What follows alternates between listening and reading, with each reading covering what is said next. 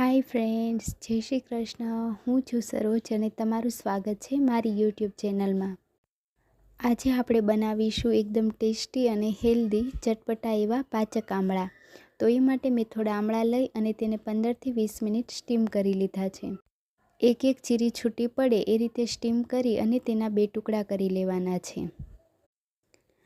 હવે આપણે તીખા, જીરું, વરિયાળી અને અજમો લઈ તેને એક પેનમાં નાખી અને પછી આપણે તેને સરસ રીતે ડ્રાય રોસ્ટ કરી લઈશું.